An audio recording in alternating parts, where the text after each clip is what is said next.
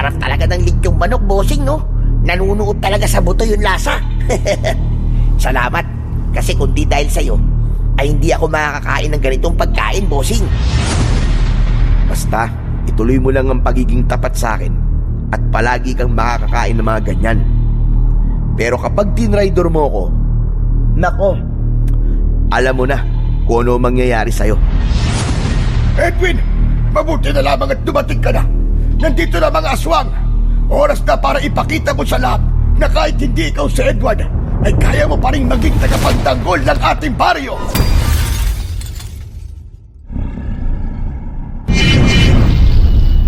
The Voice Addict. Magandang araw po sa inyo, Sir Blair, at sa mga giliw niyo pong tagapakinig. Isa po akong pulis na nagtatrabaho sa Maynila. At isa po ako sa mga masugid niyo po na taga-subaybay sa inyong mga YouTube channel. Kaya naman po, naisipan ko po na ipadala po sa inyo ang sarili kong kwento ng kababalaghan. Sa karanasan po na ibabahagi ko, ay masasabi ko po na hindi ko inakala na ang isang pagpapanggap ay siyang magiging daan para makita ko ang totoong kahulugan ng pagiging isang bayani. Itago niyo na lang po ako sa pangalan na Edwin. At ito ang aking kwento. Mag-isa na lang ako sa buhay.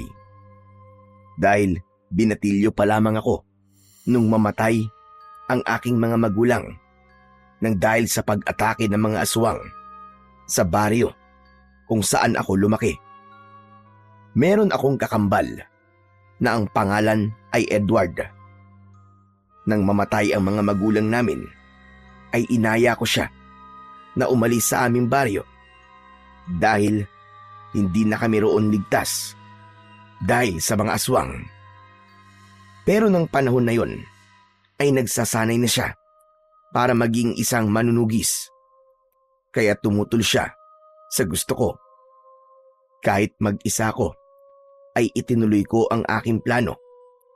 Umalis ako at nagtungo sa Maynila.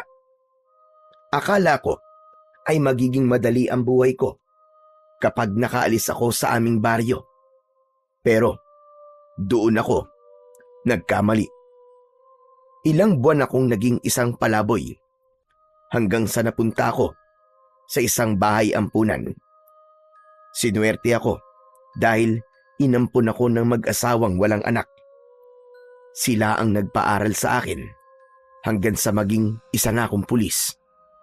Ngunit tila may kakambal din akong malas dahil sabay silang namatay nang masunog ang aming bahay. Walang natira sa lahat ng pinaghirapan nila. Kaya simula noon ay naging mag-isa na ako at mas pinili kong manirahan sa isang maliit na barangay. Isang gabi, galing ako sa trabaho. Naglalakad ako sa skinita nang makita ko ang mga lalaking nag-iinom. Huminto ako at tinignan ko sila. Hoy kayo mga pare, baka naman mamaya mag-away-away na naman kayo ha. Pwede kayong mag-inom, pero ayoko na magkakapikunan kayo tapos magrarambulan kayo. Subukan nyo lang na mag-away at lalabasin ko talaga kayo. Nagpatuloy na ako sa paglalakad, pauwi sa aking maliit na bahay. Isang lalaki ang sumalubong sa akin. Maliit siya at payat ang pangangatawan. Uy, bossing Edwin, magandang gabi. Grabe, mukhang stress na stress ka na naman ah. Ang haggard ng mukha mo eh. Paano di ako may stress? Nakita na naman kita. Nakita ko pa lang yung pagmumukha mo, nai-stress na kagad ako eh. Saka paniguradong manghihingi ka na naman sa akin ng pambili ng bigas. Bossing talaga oh. Alam mo naman kung bakit kita hinihintay na makauwi eh. Kakaunti kasi ang kalakal ko kanina. Pinambayad ko lang sa kuryente. Kulang pa nga eh. Saka, naglinis na ako sa bahay mo. Inayos ko na rin yung mga gamit mo sa kwarto. Oo na. Nadali mo na naman ako sa palinis-linis mo sa bahay ko. Ang mabuti pa, sumama ka na lang sa akin sa bahay. At doon ka na maghapunan. Nakabili naman na ako ng ulam kaya magsasaing na lang tayo. Uy, talaga bossing? Ano bang binili mong ulam? Baka naman lutong ulam lang yan sa karinderya ni Aling Tonya, ha? Napakaalat kasi ng luto nun Parang gusto niyang magkaroon ng sakit sa bato lahat ng bumibili ng ulam sa kanya Ikaw na nga lang ang papakainin, ikaw pa tong nag-iinarte. Pero huwag ka mag-alala.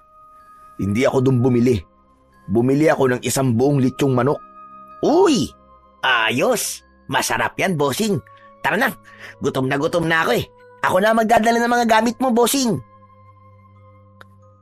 Hinayaan kong dalhin ni Bitoy ang mga bitbit ko. At nauna na siyang naglakad papunta sa bahay ko.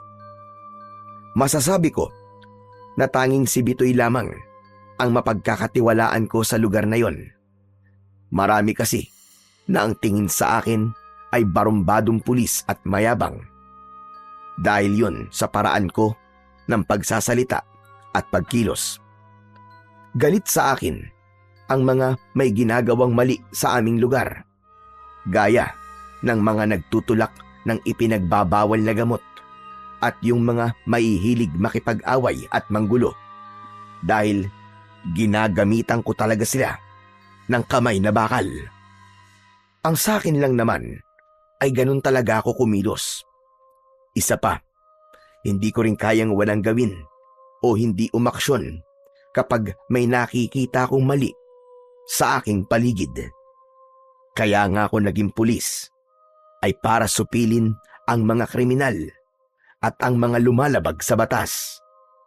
Para sa akin, walang kahit na sino ang mas nakatataas sa batas. Si Bitoy ang nagbukas ng gate ng bahay ko at siya rin ang nagbukas ng pinto. Meron kasi siyang sariling susi sa bahay ko dahil ganun kalaki ang tiwala ko sa kanya. May mga pagkakataon kasi na matagal akong nawawala sa bahay dahil sa trabaho ko. Kaya siya ang nagbabantay at naglilinis doon. Ayaw tumanggap ni Bitoy ng sweldo kahit inooperang ko na siya noon. Pero hindi ko kayang matiis na hindi siya bigyan minsan ng pera o ng pagkain. Malaki kasi ang utang na loob sa akin ni Bitoy. Pinagtripan kasi siya ng isang grupo ng mga kalalakian at pinagsasasaksak siya. Ako ang nagtanggol sa kanya at nagdala sa kanya sa pagamutan. Ayon kay Bitoy, kung hindi daw dahil sa akin, ay baka nasa ilalim na siya ng lupa at pinapapak na ng mga uod.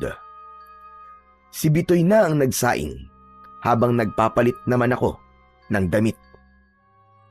Nang maluto na ang sinaing, ay pinagsaluhan na namin ang lityong manok na binili ko. Grabe! At sarap talaga ng lityong manok, bossing, no? Nanunuot talaga sa buto yung lasa. Salamat, kasi kung di dahil sa'yo, ay hindi ako makakakain ng ganitong pagkain, bossing.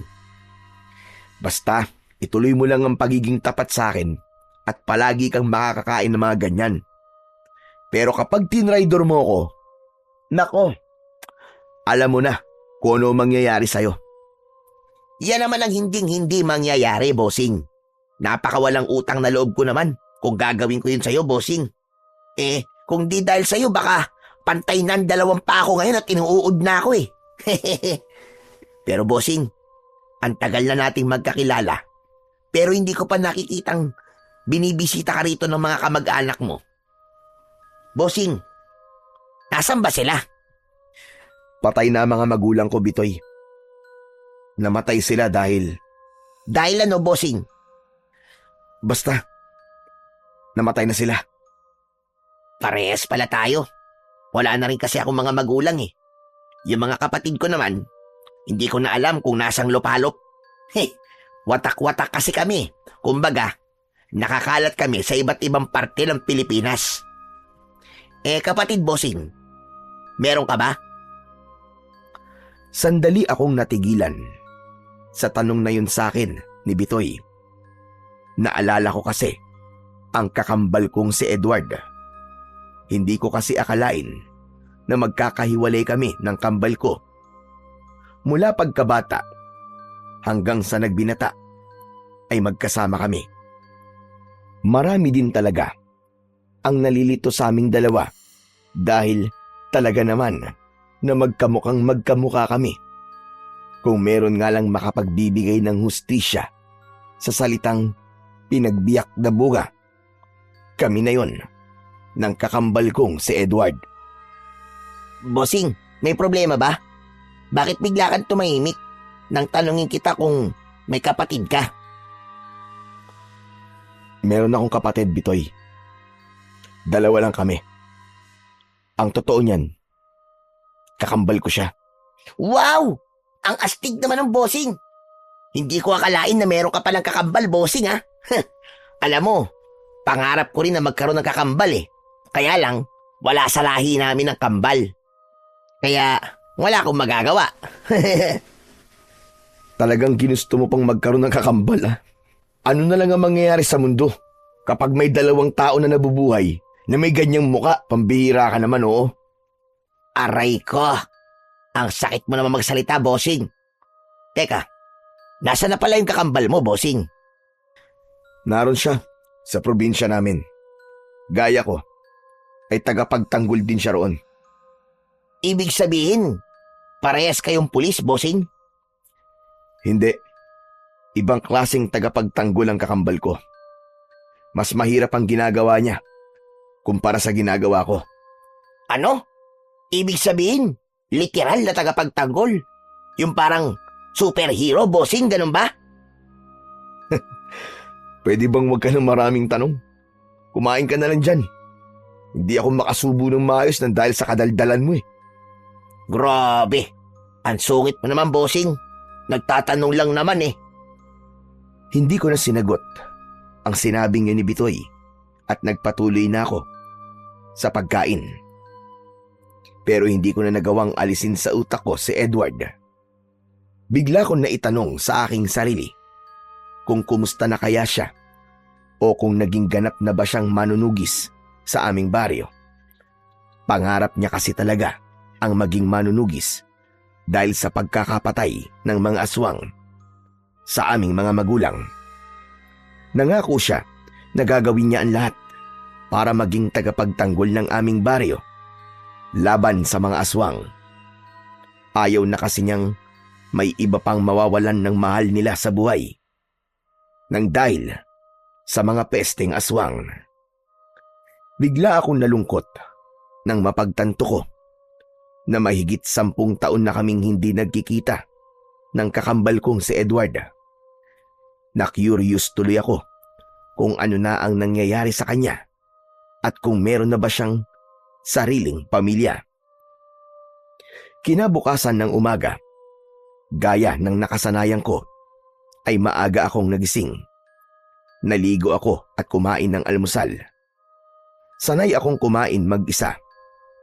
Pero minsan ay naiisip ko rin kung ano kaya ang pakiramdam na meron akong palaging kasamang kumain.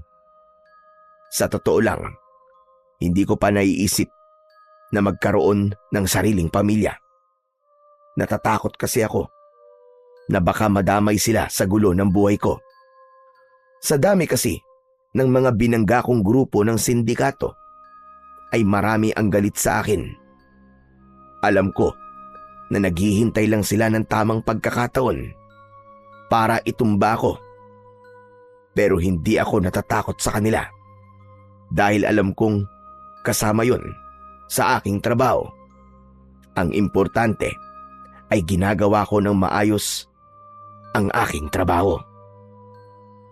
Matapos kong kumain ay umalis na ako para magtungo sa presinto kung saan ako naka-assign. Maghapon akong nag-focus sa aking trabaho. Naging mabilis ang paglipas ng oras at hindi ko namalayan na oras na pala ng pag-uwi. Pagdating ko sa barangay kung saan ako nakatira, ay bumili muna ako ng ulam para hindi na ako magluto pag-uwi ko. Hindi na rin ako nagulat nang salubungin ako ni Bitoy nang malapit na ako sa bahay. Aba, mukhang bumili ka na naman ng ulam, bossing ah. At mukhang makikikain ka na naman sa bahay ko. Hindi no, kumain na ako kanina, bossing eh. Pero, pwede naman. Kung aalukin mo ko. Oo na, sumama ka na sa akin at kumain ka na ulit doon. Ay, oo nga pala, bossing. Meron palang pumunta sa bahay mo na matandang lalaki, hinahanap ka. Nung napadaan kasi ako kanina umaga sa bahay mo, ay may napansin akong matandang lalaki na nakatayo sa labas ng bahay mo. Kaya yun, nilapitan ko. Tapos tinanong ko kung anong kailangan niya o ginagawa niya ron. Ang sabi niya, kailangan ka daw niyang makausap sa lalong madaling panahon. Ang sabi ko ay bumalik na lang siya ngayong gabi o kaya bukas ng umaga. Kasi rest day mo naman bukas, di ba?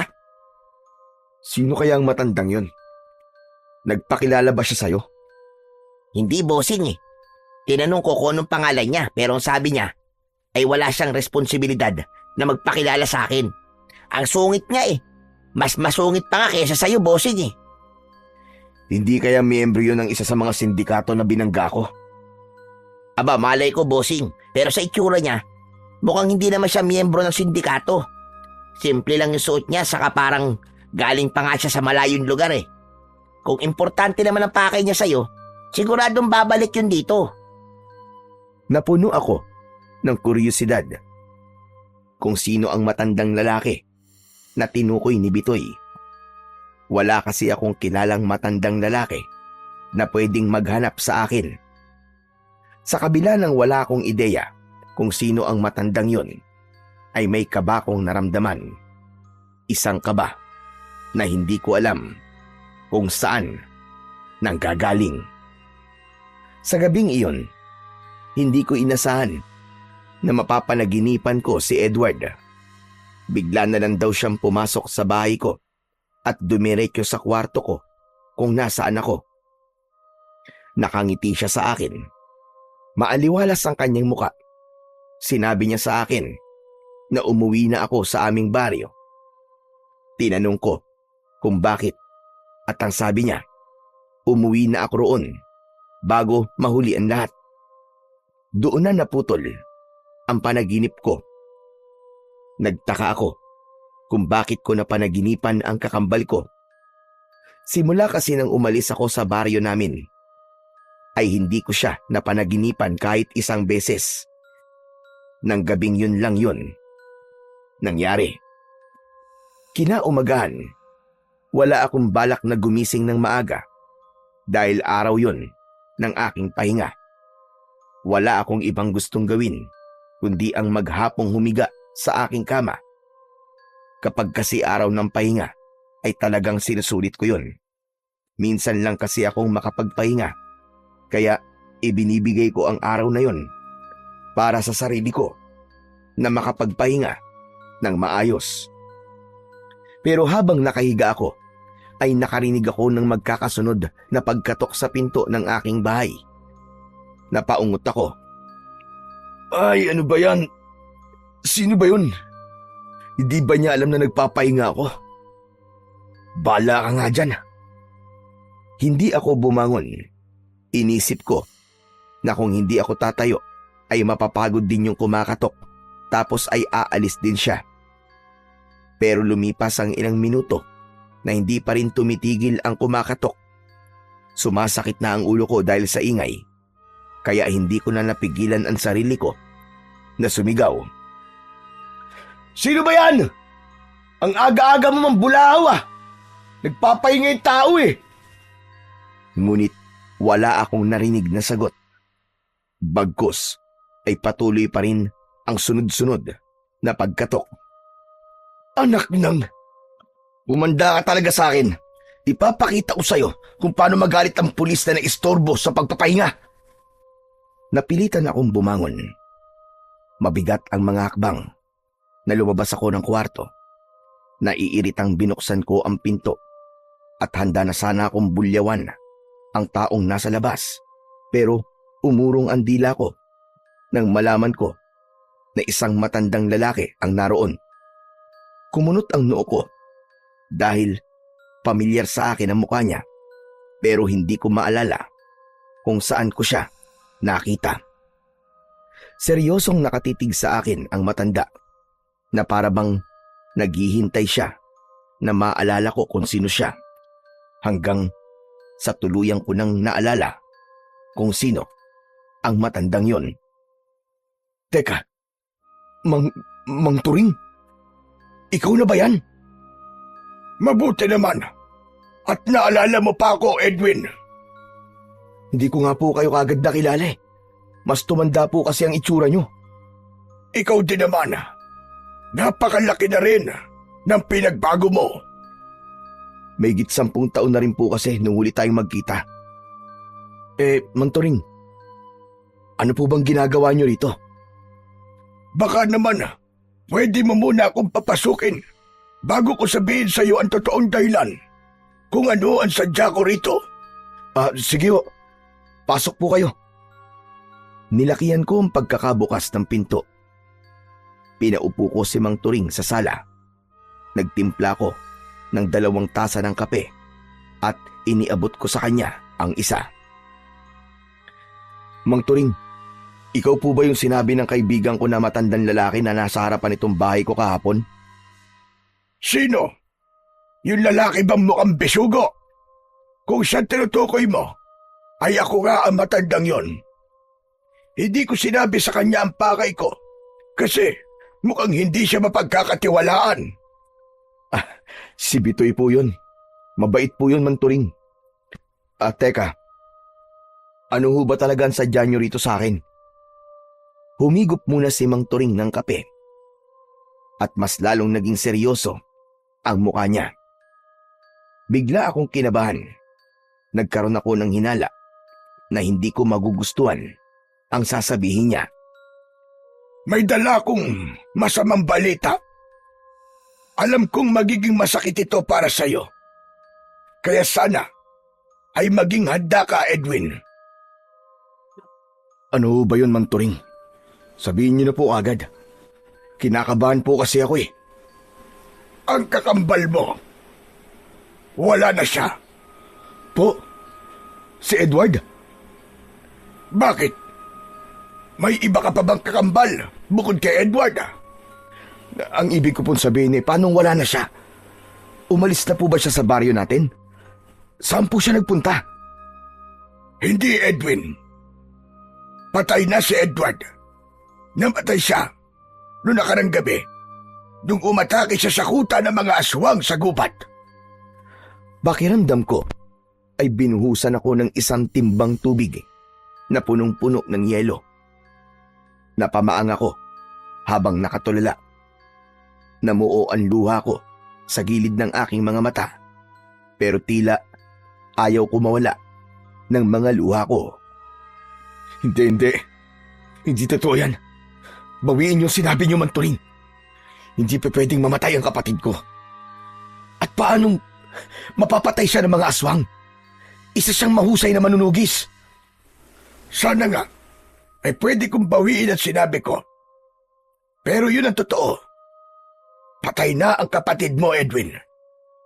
Nakakalungkot na matapos ng ilang taong pagtatanggol niya sa baryo natin mula sa mga aswang, ay mamamatay siya nang dahil sa mga aswang. Hindi ako naniniwala. Siguro sinasabi niyo lang yan kasi gusto niyo akong bumalik sa baryo natin. Siguro inutusan kayo ni Edward na gawin yan kasi namimiss niya na ako. Sige, Mang Turing. Uuwi muna ako para makita ang kakambal ko. Hihingi ako ng tawad sa kanya kasi napakahabang panahon na nagawa kong tiisin na wag siyang makita. Pero Mang Turing, hinihintay ko lang naman na puntahan niya ako rito eh. Na siya ang dumalaw sa akin para maramdaman ko na gusto rin niya akong makita. Nagpapadala naman ako ng mga sulat sa kanya. Kaya alam niya ang address ko at alam kong hindi ang sagot kung bakit niyo ako natunton. Malamang ipinakita ni Edward sa inyo ang sulat ko. Tama ka, Edwin. Ipinakita nga sa akin ni Edward ang sulat mo para sa kanya. Kaya alam ko kung saan kita hahanapin. Ang totoo niyan, plano ni Edward na puntahan ka kapag natalo niya ang mga aswang nang sumugod siya sa kuta ng mga yon. Pero nabigo ang kapatid mo. Namatay siya sa pag-atake niya na yon. Nang sandaling yon, ay naramdaman kong hindi nagbibiro si Mang Turing. Doon na bumuhos ng tuluyan ang aking luha. Kilala akong barumbado, pero hindi ko na pinigilan ang sarili kong hagulgol ng iyak. Wala akong kwentang kapatid. Hindi ko man lang nagawang protektahan ng kakambal ko. Patawarin mo ko, Edward. Patawad kung hindi man lang tayo nagkita bago ka mawala. Patawarin mo ko, Tol. Hinayaan ako ni Mang Turing na umiyak. Maging siya ay naluluha na habang pinapanood ako. Tumayo ako para magtungo sa kusina. Uminom ako ng tubig.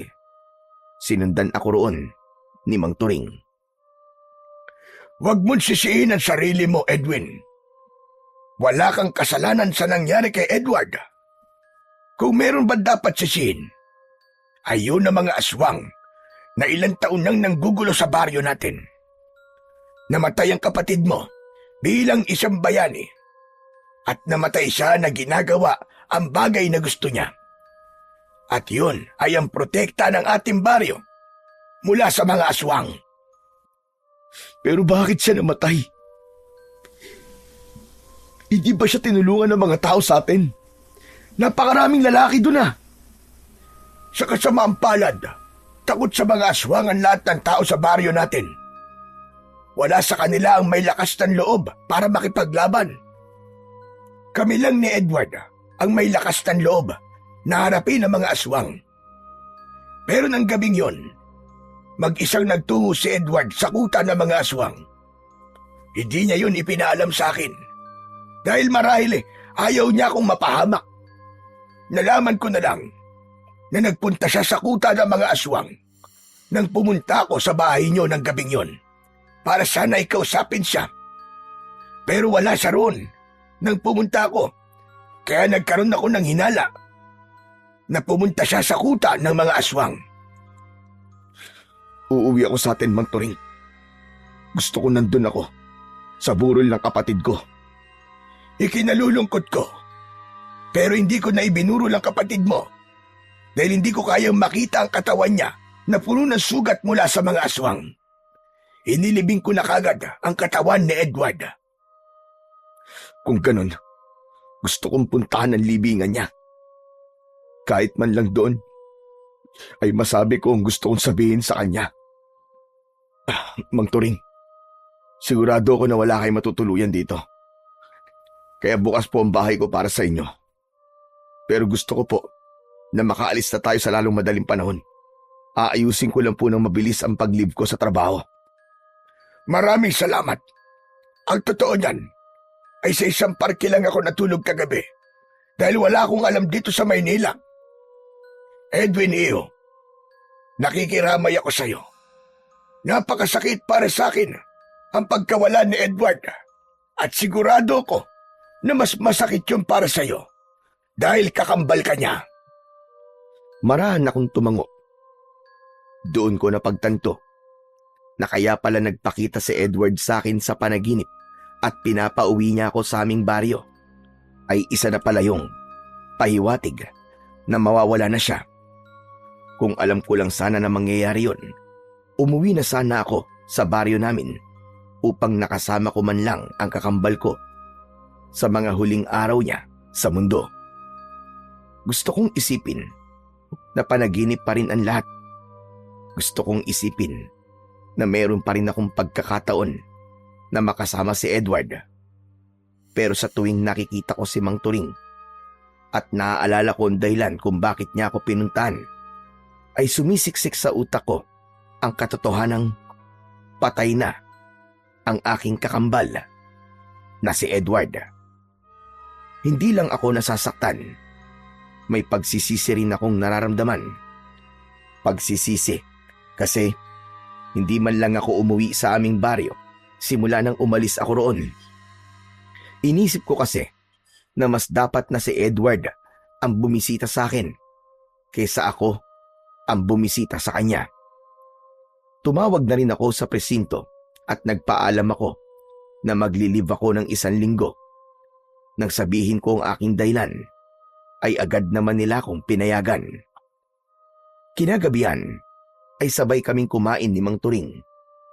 Nagluto ako ng ginisang corned beef at nagprito ako ng daing na bangus.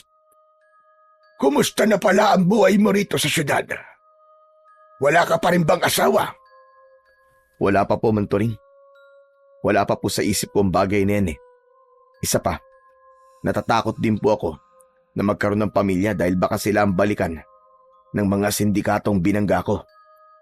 Teka, anong ibig mo sabihin? Ano ba ang trabaho mo? Isa po akong pulis. Aba, kambal nga talaga kayo ni Edward. Halos parehas pala ang tinaak niyong landas. Pareho kayong tagapagtanggol ng mga walang kalaban-laban. Yun nga lang, mga kriminal ang nilalabanan mo. Ang kakambal mo naman ay mga aswang.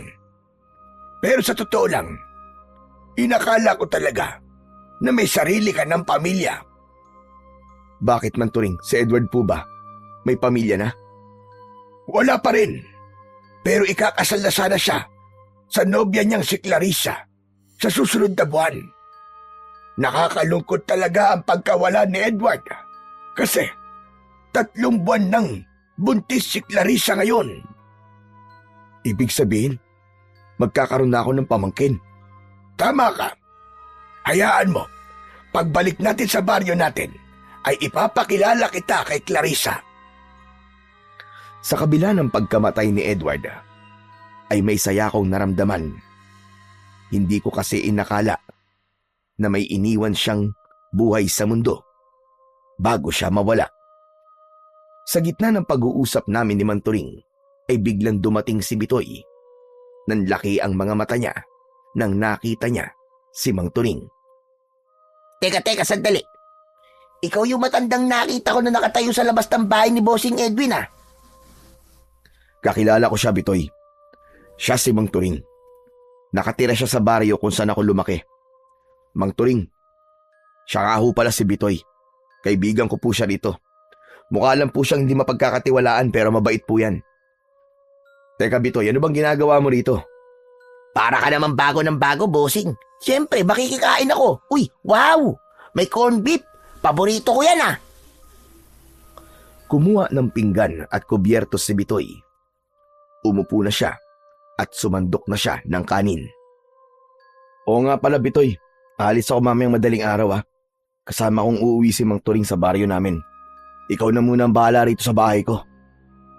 Parang biglaan naman yata ang pag-uwi mo ron, Bossing. Namatay kasi yung kakambal ko eh. Kailangan kong umuwi para kahit papano, mabisita ko man lang ang puntod niya.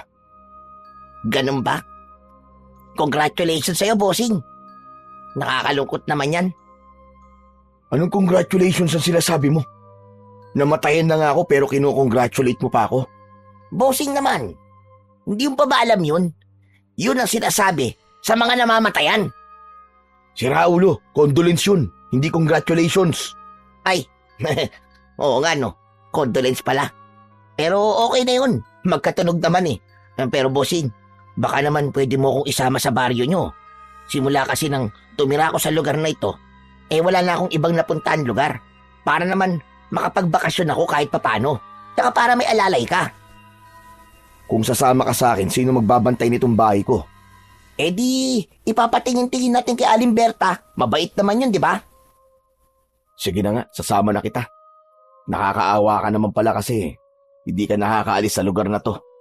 Ayos! Kaya idol na idol kita, Bossing eh. Hindi ka lang pogi. Mabait ka pa. Naisip ko na walang magiging problema kahit isama ko si Bitoy sa baryo namin. Wala kasi akong planong magtagal doon. Ang plano ko, sa sandaling mapuntahan ko ang libingan ni Edward at makilala ko si Clarissa na nagdadala ng anak ng kakambal ko, ay aalis na rin ako roon.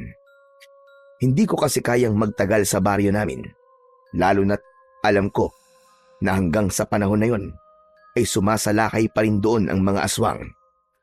Hindi ligtas para sa amin ni Bitoy kung magtatagal kami roon ng ilang araw. Madaling araw pa lang ay gising na kami. Sa bahay ko na rin natulog si Bitoy at naroon na rin ang bag niya na naglalaman ng ilang piraso ng mga damit niya. Madilim pa nang umalis kaming tatlo. Kinailangan naming sumakay ng bus na siyang naghatid sa amin sa isang pier. Mula roon ay sumakay kami ng barko. Alam ko na magiging mahaba ang biyahe namin. Kaya tumambay muna ako sa itaas ng barko upang pagmasdan ang napakagandang tanawin. Naalala ko na naman si Edward. Balak ko kasi talaga na kapag bumalik ako sa aming baryo ay pipilitin ko na siyang sumama sa akin sa Maynila para hindi na ako nag-aalala sa kanya. Nagulat ako nang biglang tumabi sa akin si Bitoy habang nagmumuni-muni ako. Matagal pa ba tayo bago makarating sa inyo, bossing? Matagal pa, Bitoy. Aabutin tayo ng kulang-kulang isang araw dito sa barko. Bakit? Nagsisisi ka na bang sumama ka sa akin? Hindi no. Nakakatuwa nga kasi first time ko makasakay ng barko eh.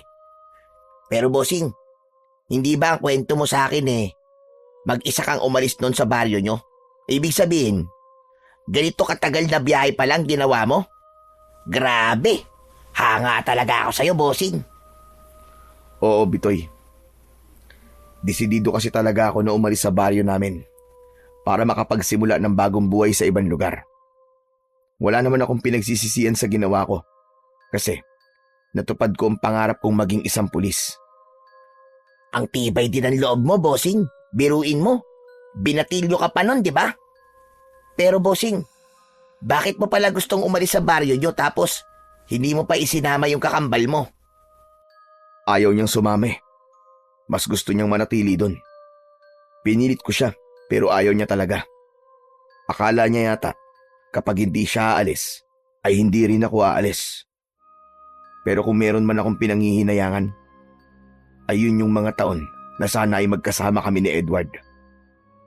Nakakalungkot na kung kailan ako uuwi sa baryo namin, ay wala na siya roon. Nagpatuloy ang kwentuhan namin ni Bitoy. Napunta na yon sa kung anong bagay, gaya ng mga kalokohan namin ni Edward nung mga bata pa kami. Nang dahil doon, ay napagtanto ko ng gusto ang pagkukulang ko sa kakambal ko bilang nag-iisa niyang kapatid. Kung naging mapilit lang sana ako na sumama siya sa akin, sigurado ko na hanggang sa mga oras na ito ay buhay pa rin siya. Matapos ang halos isang araw, ay bumaba na kami ng barko. Mabuti na lang at umaga ng mga oras na yon dahil kung gabi ay paniguradong mahihirapan kaming bumiyahe. Mula roon ay bumiyahe pa kami ng ilang oras bago kami nakarating sa mismong baryo namin. Kapansin-pansin na pinagtitinginan ako ng mga tao. Inasahan ko na nagluluksa ang lahat dahil sa pagkamatay ni Edward, pero tila normal lang ang kilos ng mga taong nakikita ko. Nang makarating kami sa aming bahay, ay hindi ko napigilan ang maluwa dahil halos wala pa rin yung pinagbago. Nakasabit pa rin sa dingding ang litrato namin ni Edward noong mga bata pa kami. Iniwan lang namin ni Bitoy ang mga gamit namin doon at saka kami sumama kay Mang Turing para magtungo sa libingan ni Edward. Nagtaka ako dahil imbis na sa sementeryo ay pumasok kami sa loob ng gubat. Hindi na lang ako nagtanong. Hindi nagtagal ay huminto kami sa tapat ng isang parte ng lupa na halatang hinukay at tinabunan ng lupa. May nakatusok sa ibabaw na isang kahoy na hugis krus. Dito ko inilibing ang katawan ng kakambal mo, Edwin. Hindi na muna ako nagtanong dahil hindi ko na napigilan ang mapahagulgol ng iyak. Nanghihina akong napaluhod sa lupa. Kung pwede nga lang, nahukayin ko ang kapatid ko ay ginawa ko na para mayakap ko siya kahit sa huling pagkakataon. Panay ang hingi ko ng tawad kay Edward kahit hindi ako sigurado kung naririnig ba niya ako. Hinayaan lang ako ni Mang Turing at Bitoy. Tahimik lang sila na nakatingin sa akin. Nang medyo kumalma na ako, ay tumayo na ako at pinunasan ko ang aking mga luha. Hindi na sayang ang pagkamatay ng kakambal mo, Edwin. Simula nang umalis ka, ay wala siyang ginawa kundi gawin ang tungkulin niya sa baryo natin. Nung sinasanay ko pa lang siya na maging manunugis, ay nakita ko kung gaano siya kapursigido. Gusto niya talagang maging isang mahusay na manunugis dahil sa pagnanais niyang maging tagapagtanggol ng baryong ito laban sa mga aswang. Anong sinabi mo, Manturing? Teka. Tama ba narinig ko? May mga aswang dito? Hindi ba sinabi sa'yo ni Edwin? Hindi ko na po sinabi sa kanya, Manturing, kasi aalis din po kami kagad. Gusto ko lang po talagang madalaw ang puntod ni Edward at makilala si Clarissa. Bossing naman! Bakit hindi mo sinabi sa akin na may aswang pala rito sa lugar na to? Pwede bang mamaya na tayo mag-usap tungkol sa bagay na yan, Bitoy? Mang Turing, bakit naman dito sa loob ng gubat niyo nilibing si Edward? Bakit hindi ho sa sementeryo? Para madali siyang mapupuntahan. May dahilan ako kung bakit ko yung ginawa. Isa pa, si Edward din ang may gusto na dito ko siya ilibing. Kasi ang totoo, hindi alam ng lahat ng tao sa baryong ito na patay na ang kakambal mo. Ang alam nila ay may pinuntahan lang si Edward. Kaya ilang araw na siyang wala sa baryo natin. Maging si Clarissa ay hindi pa alam na patay na si Edward. Ano? Bakit ganun? Ano pong tumakbo sa utak nyo? At hindi nyo ipinalam sa mga tao na patay na si Edward? Huminahon ka. Pakinggan mo muna ako. Gaya ng sinabi ko, si Edward ang nakaisip ng bagay na yan. Nang sundan ko sa sakutan ng mga aswang, ay nakita ko siyang puno ng sugat at naghihingalo. Sinabi niya na alam niyang hindi na siya magtatagal at alam niya na mawawalan ng pag-asa ang mga tao kapag nalaman nila na patay na siya. Sinabi niya na kapag namatay siya, ay pansamantala kong ilibing ang katawan niya dito sa gubat at hanapin kita. Ang gusto ni Edward ay puntahan kita at iiwi kita rito para ikaw ay magpanggap na ikaw ay siya. Dahil magkamukha kayong dalawa, naisip niya yung gawin upang hindi mawala ang pag-asa ng mga tao sa baryo natin na makakalaya pa kami mula sa takot sa mga aswang. Sinabi yan ni Edward? Hindi. Isa yung kalokohan. Hindi ito isang kalokohan, Edwin. Naiintindihan ko si Edward kung bakit gusto niyang isipin ng mga tao na buhay pa rin siya. Kung alam mo lang kung gaano umaasa ang lahat kay Edward na siya ang susi para matapos na ang paghihirap ng baryo natin na dulot ng mga pesting aswang. Gusto ng kakambal mo na huwag mawala ang pag-asang yon sa mga tao rito, Edwin. At sigurado ko na kapag nalaman ng mga tao na patay na si Edward, ay mas lalo silang matatakot. At anong mangyayari kapag pumayag ako sa gusto ni Edward? Magpapanggap ako na siya. Pero nung mangyayari, wala. Hindi mauubos sa mga aswang kasi hindi naman ako si Edward. Hindi ako isang manunugis at hindi ako marunong makipaglaban sa mga aswang. Hindi lang yun ang nais ni Edward na gawin mo. Gusto rin niyang ipagpatuloy mo at tapusin mo ang laban na kanyang sinimulan. Hiniling sa akin ni Edward bago siya mawala na sabihin ko sa iyo na ikaw rin ang tumapo sa pakikipaglaban sa mga aswang. At kapag nagtagumpay kang gawin yon, ay saka lang natin sasabihin sa mga tao na wala na siya. Ano? Pati pakikipaglaban sa mga aswang ipapagawa niya sa akin? Ano naman pong alam ko sa pakikipaglaban sa mga aswang? Mga kriminal lang ang kaya ko. Pero kung aswang na, ibang usapan na yun. Kaya nga ako nandito para tulungan ka. Ako ang magtuturo sa iyo ng mga dapat mong malaman. Isa pa, ibinigay sa akin ng kakambal mo ang kanyang agimat na magagamit mo sa pakikipaglaban sa mga aswang. Hindi. Ayoko man, Turing. Hindi ako pumapayag. Nandito lang ako para puntahan ng personal ang libingan ng kakambal ko. Yun lang ang gagawin ko. Wala nang iba. At hindi na rin ako magpapakita kay Clarissa.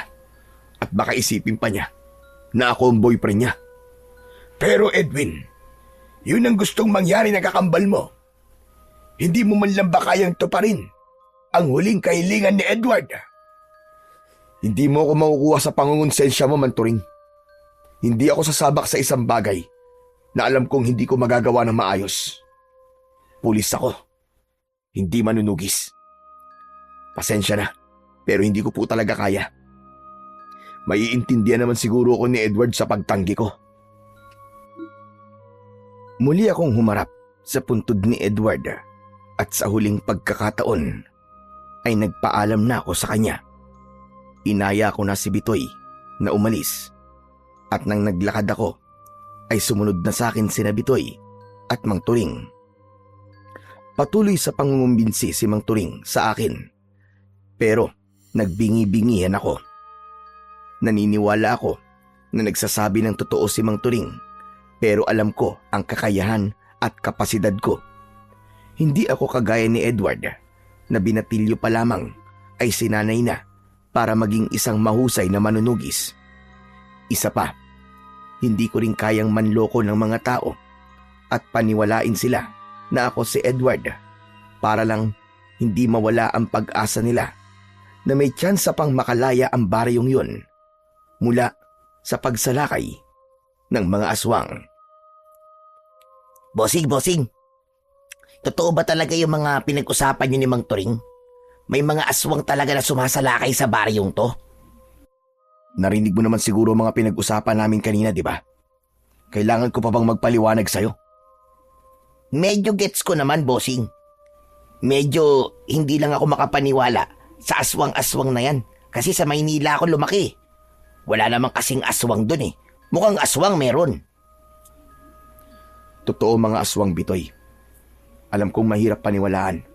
Lalo na sa mga kagaya mong lumaki sa syudad. Pero maniwala ka, totoo talaga sila.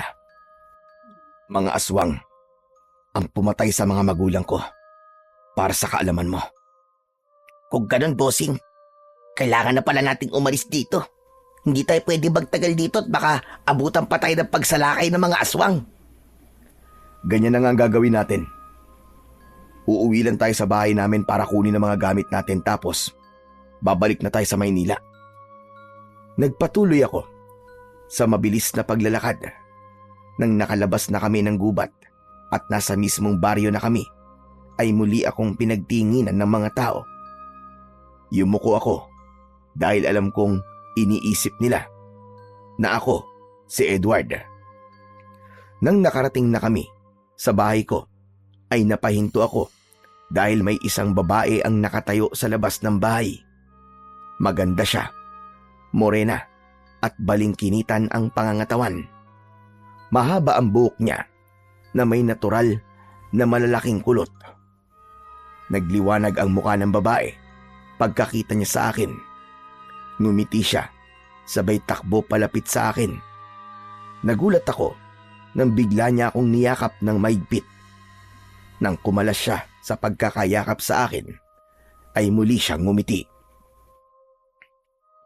Nang sabihin sa akin ng mga tao na bumalik ka na, ay pinuntahan kita rito. Kaya lang, wala ka nang dumating ako kaya hinintay na kita. Bakit naman ganyan ang reaksyon mo? Parang hindi ka masaya na makita ako ah. Hindi mo ba ako na-miss? May gitsang araw din tayo hindi nagkita. Clarissa? Oo, ako nga, bakit? Nakalimutan mo na ba kung sino ko? Ay, Clarissa, pagod kasi ang si Edward sa biyahe. Hindi ba sabi ko sa'yo, ay nagpunta siya sa isang ermitanyo na nakatira sa malayong lugar dahil kailangan niya ng mga bagong kaalaman sa pakikipaglaban sa mga aswang. Kumusta naman ang lakad mo, Edward? Mukhang pagod na pagod ka nga. pasensya ka na kung pinuntahan ka agad kita rito. Saka, gusto ko lang talagang sabihin sa'yo. Nasabi ni Aling Kuring ay delikado ang pagbubuntis ko. Kaya may mga halamang gamot siyang sinabi na kailangan kong inumin para mas maging makapit ang anak natin. Ayos lang, walang problema. Gusto rin naman kitang makita kagad kaya masaya ako na nandito ka, Clarissa. Sana naman may magandang nangyari sa lakad mo. Hindi ba na huling pag-uusap natin ay sinabi mo na baka puntiryahin ako ng mga aswang kasi buntis ako. Pero sigurado ka ba talaga doon? Sa sinabi mo na dito muna ako titira sa bahay mo para mabantayan mo ako? Ano? Magkasama tayong titira sa bahay ko? Sinabi ko yun? Oo, nakalimutan mo na ba? Clarissa, pwede bang saka mo na kausapin si Edward? Pagod pa kasi talaga siya. Kaya kung mapapansin mo, ay wala pa siya sa kanyang sarili. Kaya nga man, Turing. Sige, babalik na lang ako bukas. Nang nakaalis na si Clarissa, ay saka lang ako pumasok sa bahay ko. Sinundan ako ni Bitoy at Mang Turing. Nagpalakad-lakad ako dahil hindi ako mapakali.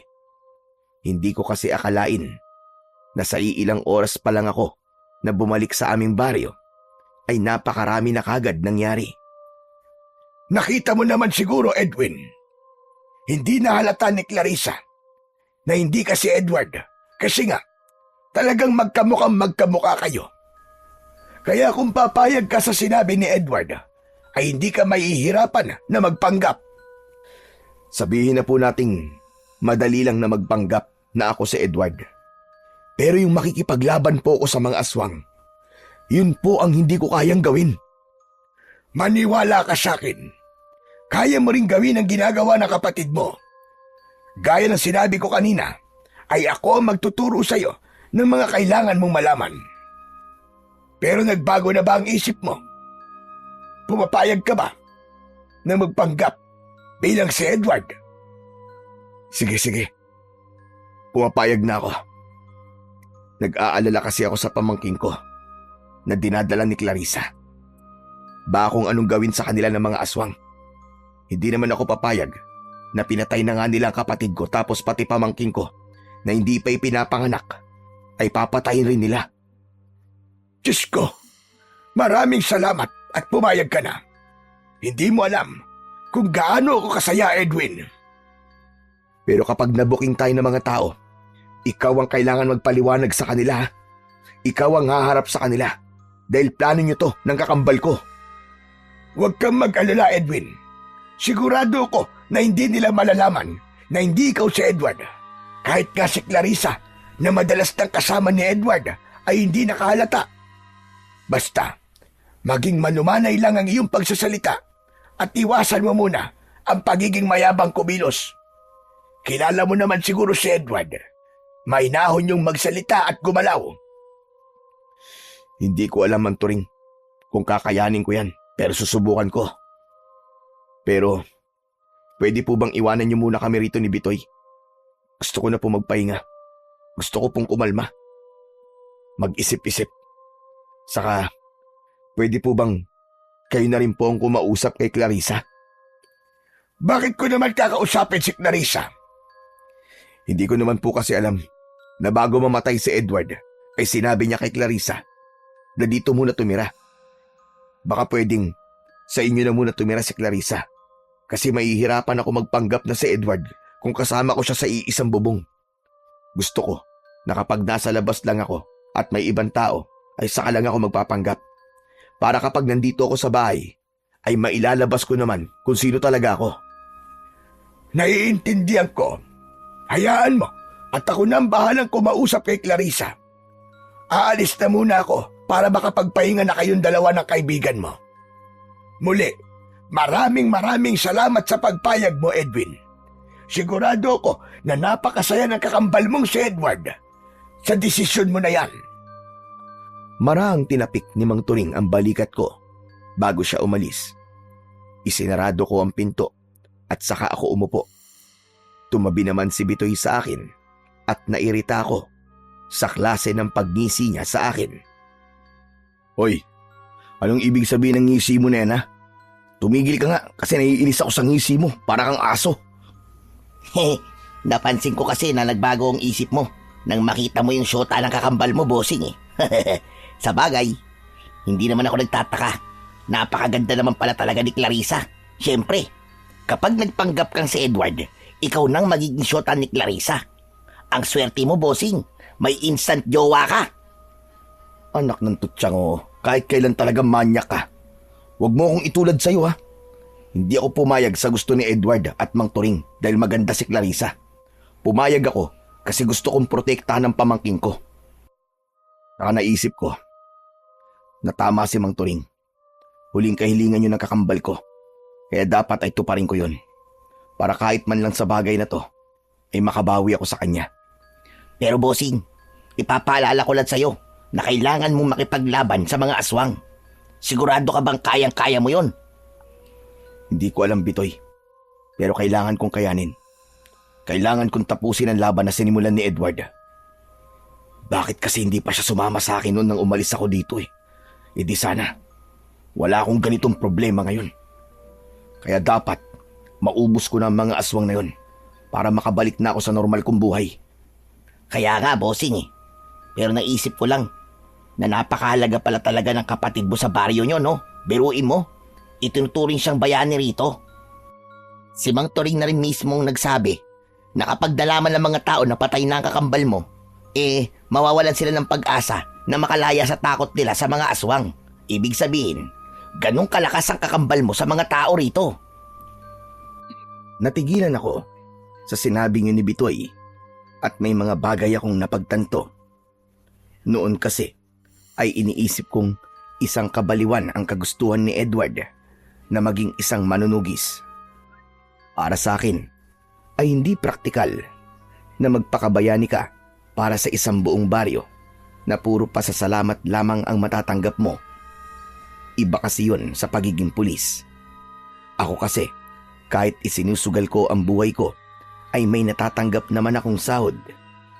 Pero nang dahil sa sinabi ni Bitoy, napagtanto ko kung bakit ninais ni Edward na maging isang manunugis. At yun ay upang maging simbolo ng pag-asa sa baryo namin. At sigurado ko na natupad niya ang bagay na yun. Nang sumunod na araw, ay agad naming inumpisa ni Mang Turing ang aming pagsasanay. Isinagawa namin yon sa likod ng bahay. Habang si Bitoy naman ay pinapanood kami habang kumakain ng chichirya na parabang nanonood siya ng pelikula sa sinihan. Lumapit si Mang Turing sa akin at inabot niya sa akin ang 2 itak. Kakaiba ang hawakan nun dahil may mga nakaukit doon na mga simbolo na wala akong ideya kung ano ang ibig sabihin. Ano yan, Mang Turing? Bakit niyo sa akin ibinibigay ang mga itak na yan? Dahil ito, ang mga sandata na ginamit noon ni Edward sa pakikipaglaban sa mga aswang. Kaya ang mga ito rin ang gagamitin mo. Nagpapatawa po ba kayo? Pulis ako. Baril po ang ginagamit ko at hindi itak. Pero hindi na ikaw ngayon si Edwin. Habang nandito ka sa baryo natin, ay ikaw muna si Edward. Kailangan mo matutunan kung paano siya makipaglaban sa mga aswang. Paniguradong magtataka ang mga tao kapag nakita nila na baril ang ginagamit mo sa pakikipaglaban. Anak ng putya, oo. Ang hirap naman ito. Kung hindi ko lang mahal ang kapatid ko at ang pamangking ko, hindi ko to gagawin eh. Yan din ang isa sa gusto kong magbago sa'yo. Sana ay gawin mo to, hindi lang dahil sa mga mahal mo sa buhay, kundi para rin sa mga taong walang kalaban-laban. Ganyan mag-isip noon si Edward. Kaya naging mabilis ang lahat para maging isa siyang mahusay na manunugis. Oo na. Ang dami niyo pa sinasabi. Wala naman pala akong pagpipilian eh, kundi gamitin ang itak na to ni Edward. Akin na nga yan, para makapagsimula na tayo. Nang iabot sa akin ni Mang Turing ang itak, ay may kakaiba kong naramdaman.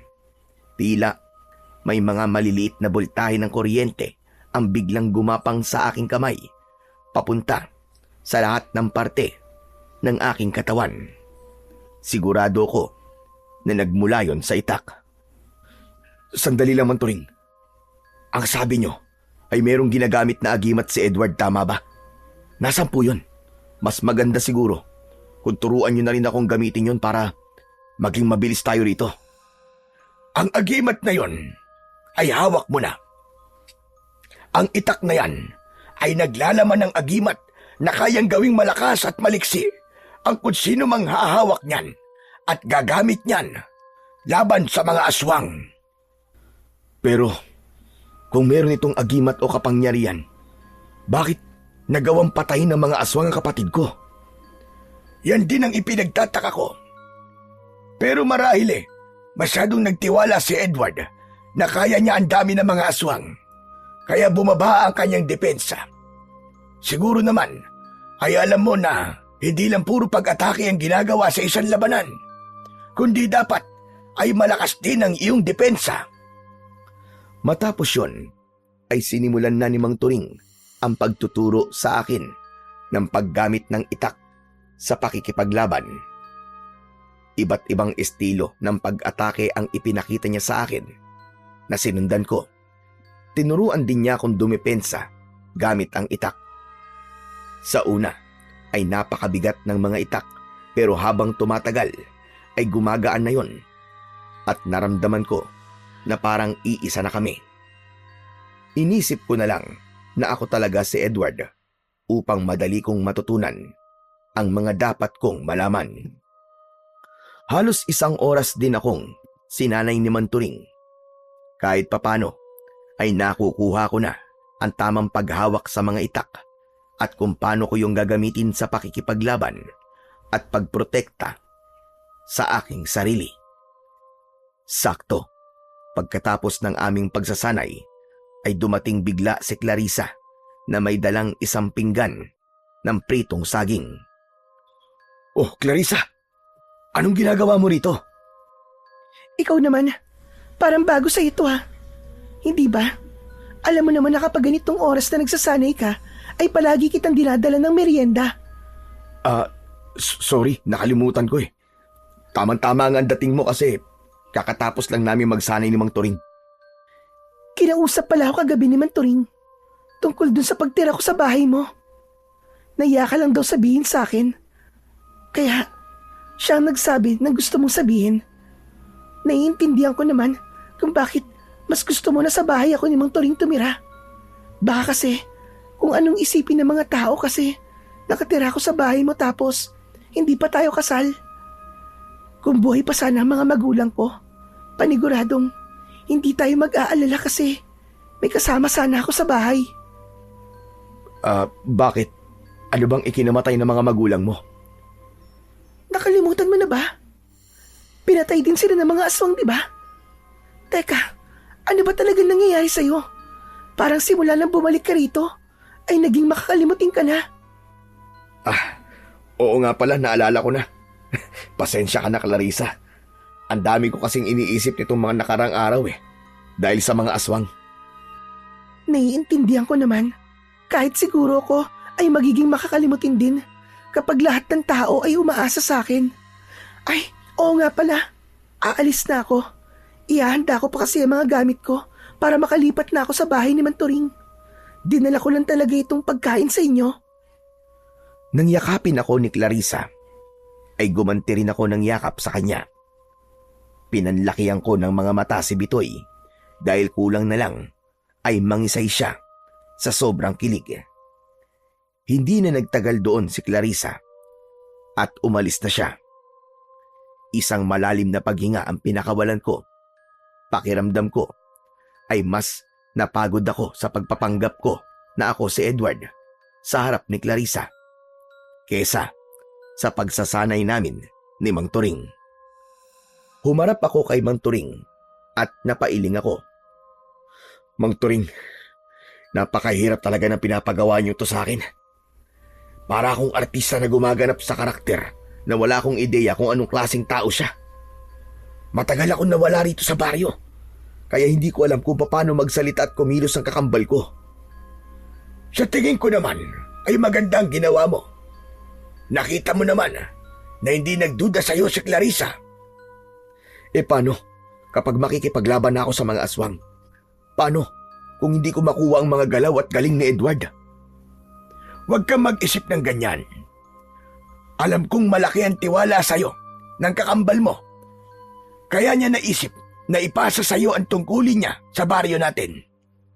At gusto ko ring sabihin na maganda ang ipinakita mo sa ating pagsasanay. Mabilis kang matuto, kagaya ni Edward. Hindi nakapagtataka.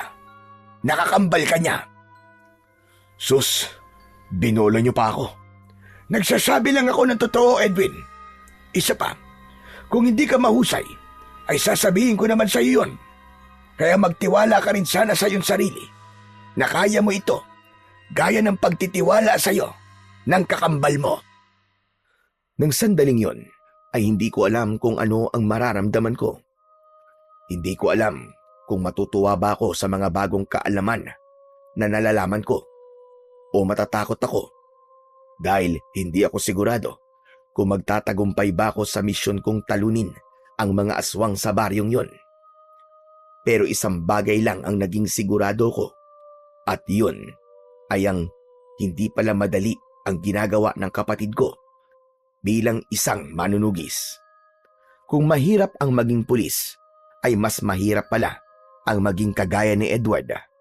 At ramdam na ramdam ko na kagad yun, kahit pagsasanay pa lamang ang ginagawa ko. Nang mga sumunod na araw, ay nagpatuloy ako sa pagsasanay upang mas makuha ko na ang galaw ng kapatid ko pagdating sa pakikipaglaban sa mga aswang. Napakalaki ng naitutulong ni Mang Turing sa akin para mas maging mahusay ako at matutunan ko ang mga dapat kong malaman. Hanggang isang araw, pinatawag ako ng aming kapitan upang magsalita sa plaza sa harap ng mga tao. Iyon ay upang ipaalam ko sa kanila kung ano ang plano ko. Ayon kay Mang Turing, ay ginagawa talaga yun ni Edward ng isang beses sa isang buwan upang mas maramdaman ng mga tao ang pag-asa na darating ang panahon na matatapos na ang dilubyo sa aming baryo. Bago ako magsalita sa harap ng mga tao sa aming baryo, ay sinabi muna sa akin ni Mang Turing kung anong mga sinasabi ni Edward noon sa ganung pagtitipon para kahit papano ay meron akong ideya sa mga sasabihin ko. At habang nagsasalita ako sa plaza, ay nakita ko kung gaano matamang nakikinig ang lahat sa akin. Nakatingin sila sa akin na para bang ako ang nag-iisa nilang pag-asa para matapos na ang kaguluhang ilang taon nang nagpapahirap sa kanilang lahat. Pagkatapos kong magsalita, ay nagpasalamat ako sa mga tao sa pakikinig nila sa akin at naglakad na ako pauwi sa aming bahay. Maya-maya pa ay isang lalaki ang tumawag mula sa likuran ko. Huminto ako at paglingon ko ay isang nakangising lalaki na balbas sarado ang palapit sa akin. Napakunot noo ko. Nung una ay hindi ko maalala kung sino siya hanggang sa naalala ko na siya si Ruben. Siya yung palaging nang aaway sa amin ng kapatid ko nung mga bata pa kami. Kilala ko siya bilang mayabang, mapagmataas at hindi nagpapatalo sa lahat ng bagay. At ramdam ko na hindi pa rin siya nagbabago base sa paraan ng pagtingin niya sa akin. Anong kailangan mo sa akin, Ruben? Gusto ko lang sabihin, natawa ako sa mga pinagsasabi mo kanina sa plaza. Hindi ka pa rin nagbabago. Pinapaasa mo pa rin ang mga tao sa isang bagay na alam naman nating imposible. Ano bang gusto mong palabasin? Bakit kasi hindi mo nalang aminin sa mga tao na hindi mo talaga kayang ubusin ang mga aswang sa baryo natin? Tama na ang pagpapaasa mo sa kanila. Pinapaniwala mo lang sila sa isang bagay na hindi mo naman kayang gawin. Ikaw yata ang hindi nagbabago. Hanggang ngayon ay mayabang ka pa rin. Aba, nakapagtataka. na sumasagot ka sa akin ng ganyan ah. Dati naman palagi ka lang tahimik. Alam mo, kung meron man dapat na totoong iduluhin ng mga tao dito, ay ako yon. Hindi lang ikaw ang nakikipaglaban sa mga aswang, kundi ako rin. Umamin ka na nga sa akin.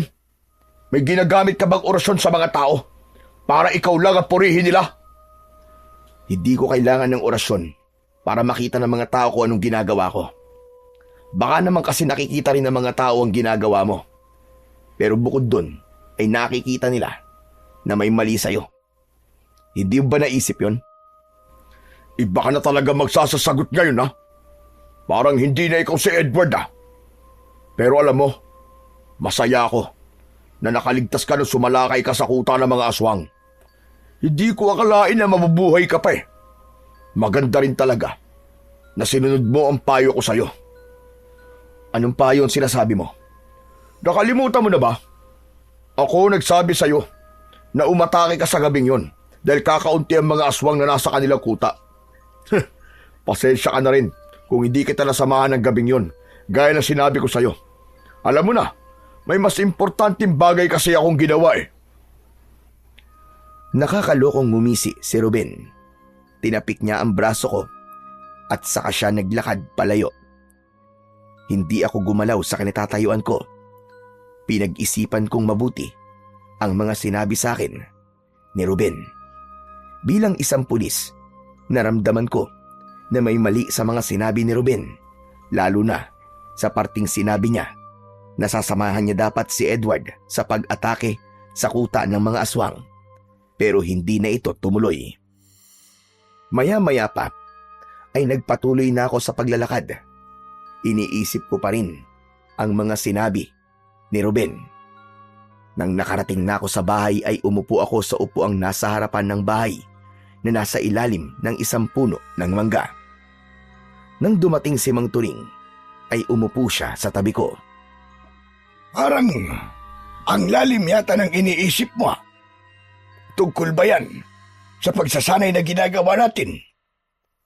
Huwag kang mag-alala, Edwin. Ako na nagsasabi sa'yo. Araw-araw ay humuhusay ka. Nakukuha mo na ang galaw ng kakambal mo. Hindi naman po yun ang iniisip ko, Mang Turing Kanina kasi, kinausap ako ni Ruben. Talaga? Aba, ano naman sinabi sa'yo ng damuho na yon? Di pa rin po siya nagbabago. Kung ano siya nung umalis ako rito, ay ganun pa rin siya. Napakayabang pa rin niya. Totoo bang nakikipaglaban din ho siya sa mga aswang? Oo. Nang malaman niya noon na gustong maging manunugis ni Edward, ay sinabi rin niya sa akin na gusto rin niyang maging manunugis. Kilala mo naman si Ruben, hindi ba? Ayaw nung nagpapatalo, lalong-lalo na sa kapatid mo. Ang hilig niyang makipagkumpetensya kahit hindi niya yung kailangang gawin. Sinanay ko sila noon ni Edward, pero walang disiplina si Ruben, kaya itinigil ko ang pagsasanay sa kanya. Pero kahit hindi ko siya sinanay, gaya ng ginawa ko sa kapatid mo, ay itinuloy pa rin niya ang pakikipaglaban sa mga aswang. Pero alam niyo po ba, na si Ruben palang nagsabi kay Edward na sumalakay sa kuta ng mga aswang nung gabing namatay siya. Yung kasi ang sinabi sa akin ni Ruben kanina. Ang sabi pa niya, magkasama sana sila ni Edward sa pagsalakay doon. Pero hindi nakasama si Ruben kasi meron siyang ginawang ibang bagay. Sinabi yun ni Ruben? Aba, hindi ko alam ang tungkol sa bagay na yan. Hindi ko alam na magkasama pala sana silang dalawa sa pagsalakay sa kuta ng mga aswang sa gabi na yun. Hindi po ba nakakaduda ang bagay na yun, Mang Turing? Pakiramdam ko, pinagplanuhan ang pagkamatay ni Edward at may kinalaman doon ang hayop na si Ruben. Pulis ka nga talaga. Pero kilala ko si Ruben. Kahit mayabang yon, ay wala sa pagkatao niya ang gagawa ng paraan para mapahamak sa ganung paraan si Edward. Oo, ang tingin niya sa kakambal mo ay katunggali. Pero sa tingin ko naman, ay hindi aabot sa ganung bagay si Ruben. Ayokong alisin ang duda ko kay Ruben. Babantayan ko pa rin siya. Kung may kinalaman nga siya sa pagkamatay ng kakambal ko, sisiguraduhin ko na magbabayad siya. Kung gusto mong gawin yan ay hindi kita pipigilan. Pero sana ay mas bigyan mo ng atensyon ang iyong pagsasanay, lalo na't wala tayong ideya kung kailan sasalakay ang mga aswang. Huwag po kayong mag-alala, Mang Turing. Ginagawa ko naman po ang lahat para maging handa ako kung sakaling sumalakay ng mga aswang dito sa baryo. Gagawin ko po ang lahat para walang magginala na hindi ako si Edward. Yan ang gusto kong marinig mula sa iyo. Maraming salamat talaga, Edwin. Alam kong mahirap para sa iyo ang ginagawa mo ito. Ginagawa ko po ito bilang ito ang huling-hiling ng kakambal ko.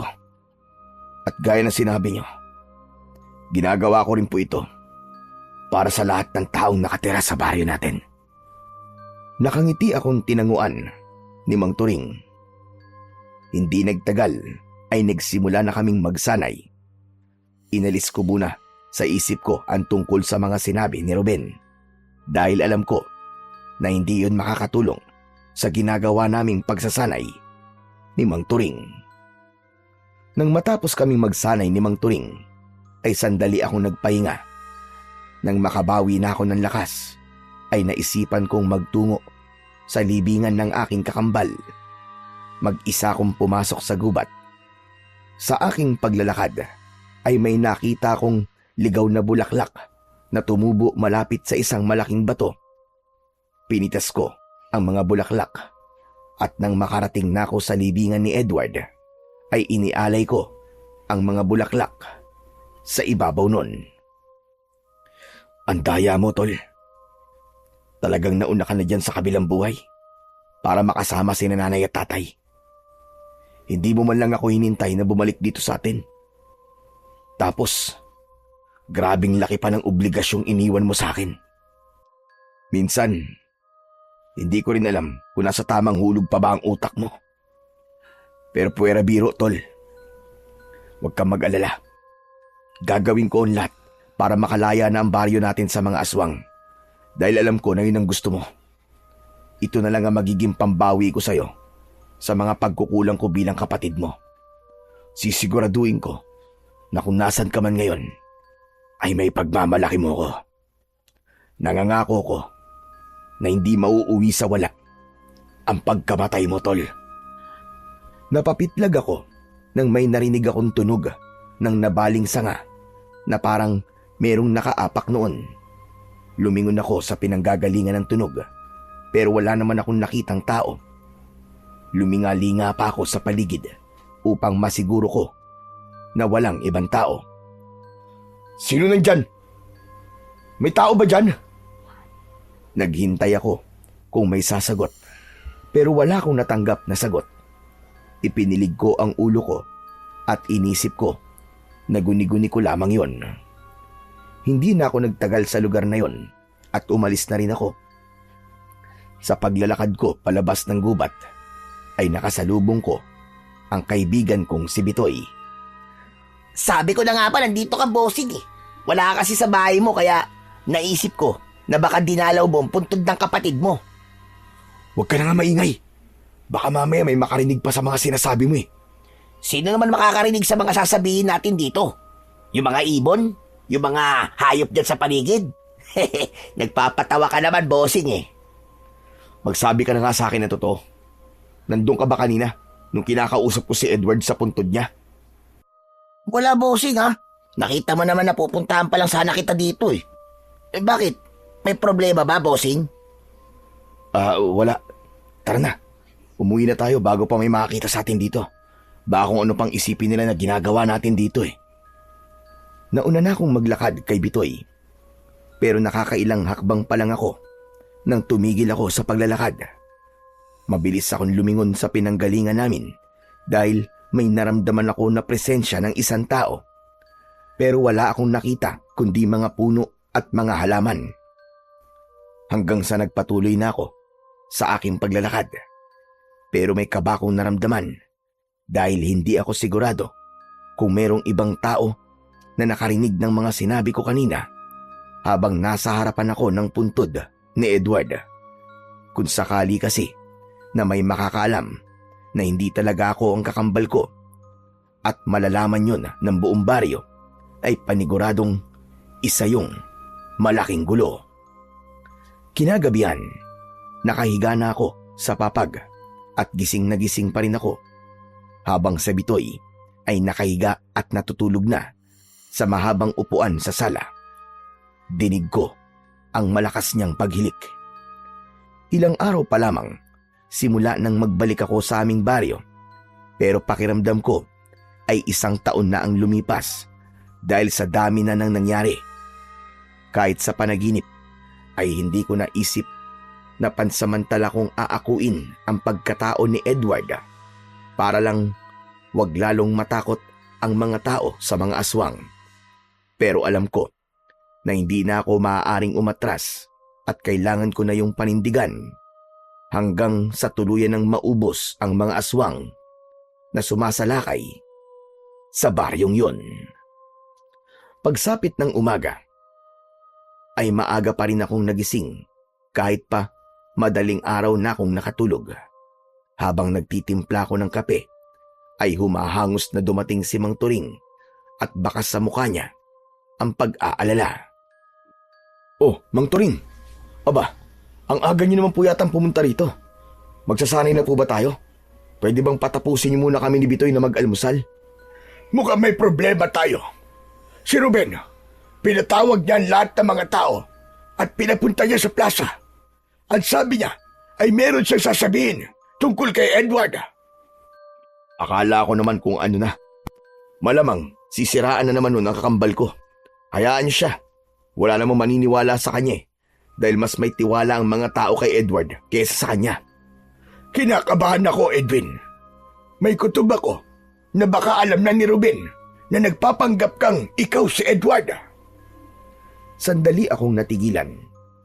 Bumalik sa alaala ko yung nangyari kahapon habang nasa puntod ako ni Edward. Nanlamig ako at nagkaroon ako ng hinala na baka si Ruben yung lumikha ng ingay na narinig ko habang nandoon ako. Baka nakapagtago lang siya kaya hindi ko kagad siya nakita. Nagmamadali akong tumakbo papunta sa plaza habang nakasunod sa akin si Mang Turing. Panay ang dasal ko na sana ay mali ang mga sinabi sa akin ni Mang Turing, pero hindi ko maalis sa aking isipan na malaki ang posibilidad na alam na ni Ruben ang katotohanan. Pagdating namin sa plaza ay napakaraming tao na ang naroroon. Nasa unahan si Ruben at ngumisi siya nang makita niya ako. Hinawi ko ang mga tao para makalapit kay Ruben. Pero nang malapit na ako sa kanya, ay doon na siya nagsimulang magsalita. Napahinto ako sa paglapit kay Ruben. Mga kababaryo, alam kong ikalulungkot niyong lahat ang aking sasabihin. Pero karapatan ninyong malaman ang katotohanan. Kahapon, nakita ko si Edward na nagtungo sa gubat ng mag-isa. Nagtaka ako dahil hindi naman siya nagpupunta roon, lalo na kung umaga. Sinundan ko siya at isang katotohanan ang talagang gumimbal sa akin. Tumigil ka na, Ruben! Bakit mo ako pinapatigil, Mang Turing? Kasabwat ka ba ni Edward sa panloloko niya sa amin lahat? Baka mas tamang sabihin na, Edwin, tama po ang inyong narinig. Ang Edward na kasama natin ngayon na nandito sa plaza ay hindi ang totoong Edward. Siya ay walang iba kundi si Edwin, ang kakambal ni Edward na umalis doon at nagpakalayo-layo. Dahil ang totoong Edward ay patay na. Namatay siya nung huling beses siya sumalakay sa kuta ng mga aswang. Kasinungalingan yan, Ruben. Huwag po kayo maniniwala sa sinasabi niya. Nagsisinungaling lang siya para siraan ako. Maniwala kayo. Ako si Edward. Hinahamon mo ba ako na patunayan sa lahat na nagsasabi ako na totoo? Baka gusto mong hukayin namin ang libingan ni Edward sa gubat para makita namin ang naaagnas ng bangkay doon. Tumiim ang bagang ko habang matalim na nakatingin kay Ruben. Nagsimulang magbulungan ang mga tao sa paligid ko. Lahat ay nakatingin sa akin na para bang pilit nilang inaalam kung ako ba talaga si Edward o hindi. O ano? Bakit bigla kang tumahimik? Nakokonsensya ka na ba sa ginagawa mong panluloko sa aming lahat, ha, Edwin? O baka naman nag-iisip ka ng panibagong palusot?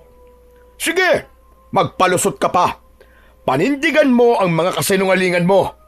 Kung itatanggi mo pa rin ang katotohanan at palalabasin mo na ako sinungaling, ay mas mabuti pang hukayin na namin ngayon ang libingan ni Edward para magkaalaman na. Tama na. Hindi ako papayag na gawin niyo yan. Huwag niyong babastusin ang libingan ng kakambal ko. Mga kababayan, narinig niyo naman po siguro sinabi ni Edwin. Sa bibig niya na rin mismo nang galing na patay na talaga si Edward at nagpapanggap siya bilang si Edward. Malamang, sabik din sa pagiging sikat itong si Edwin kaya ninakaw niya ang katauhan ng kakambal niya. Kung niloloko tayo noon ni Edward na kaya niyang ubusin ang mga aswang, ay mas niloloko tayo ngayon ng Edwin na to dahil wala naman siyang kakayahan na makipaglaban sa mga aswang. Hindi totoo yan. Oo, nagpanggap akong ako ang kakambal kong si Edward dahil yun ang huling habilin niya kay Manturing bago siya namatay. Maganda ang layunin ng kapatid ko kung bakit gusto niyang gawin ko yun. Ayaw niyang mawala ang pag-asa ng mga tao rito na makakalaya pa kayo sa takot sa mga aswang. Alam niya na siya lang ang inaasahan ng lahat pagdating sa pakikipaglaban sa mga aswang. Kahit ano sabihin mo, ay wala nang maniniwala sa'yo. Niloko mo kaming lahat eh. Maging si Edward ay niloko niya rin kami. Sa bagay, kambal nga pala kayong dalawa, kaya parehas kayong manluloko. Sabay-sabay na sumigaw ang mga tao ng manloloko at sinungaling. May mga tumawag pa sa akin ng huwad na manunugis. Gusto ko pa sanang magpaliwanag sa kanila, hindi para linisin ang pangalan ko, kundi para linisin ang pangalan ni Edward. Pero hinila na ako ni Mang Turing papalayo sa plaza. Paglabas namin ng plaza, ay sinalubong kami ni Bitoy at kasama na niya kami na umuwi ng bahay. Kahit malayo na kami sa plaza, ay dinig na dinig ko pa rin ang sigawan ng mga tao. Nasaktan ako, hindi para sa aking sarili, kundi para kay Edward. Pakiramdam ko kasi ay sinira ko ang maganda niyang reputasyon sa baryong yun na alam kong inalagaan niya ng napakahabang panahon. Nang nakauwi na kami sa bahay ko, ay agad kong isinarado ang pinto. Nagpalakad-lakad ako at nag-isip ako kung ano na ang sunod naming gagawin. Napakasama pala talaga ng ugali ng Ruben na yun. Hindi ba niya naisip na kaya ka nagpanggap nakakambal mo ay para rin sa baryo nyo? Hindi na yun maiisip ni Ruben.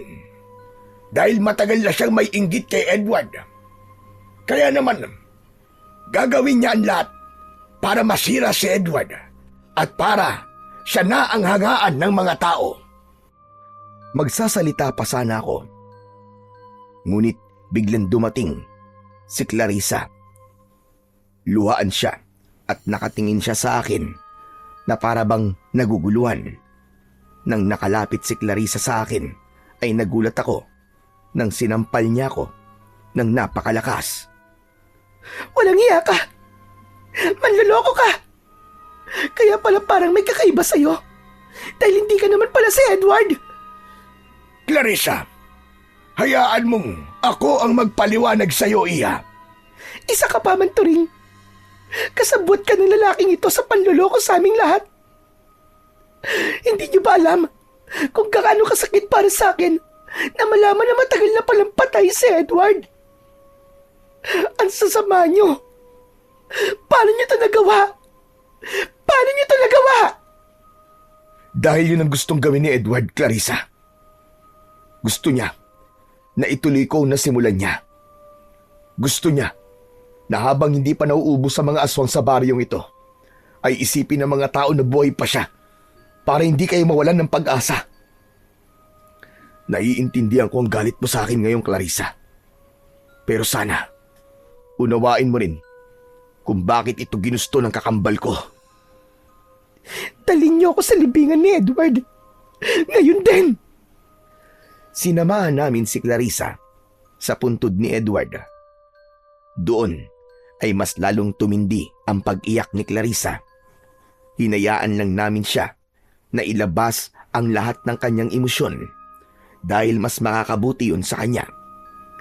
Matagal bago kumalma si Clarissa at medyo nag-alala na ako sa kanya dahil buntis siya.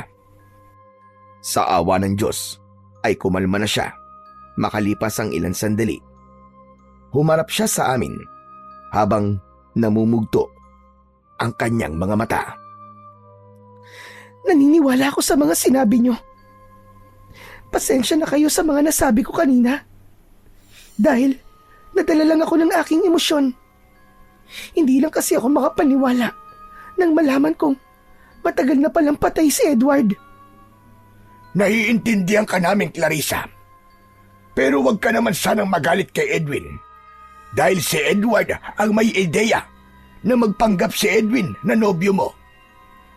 Kapag handa ka ng makinig, ay sasabihin ko sa iyo ang lahat ng detalye. Handa na po akong makinig. Kaya sabihin niyo na po sa akin ang mga kailangan kong malaman. Lalo na kung paano po namatay si Edward. Mas makakabuti siguro kung sa bahay na tayo mag-usap. Sumang-ayon si Clarissa sa sinabi ni Mang Turing. Nauna silang umalis ni Clarissa habang naiwan naman kami ni Bitoy sa tabi ng puntod ng kakambal ko.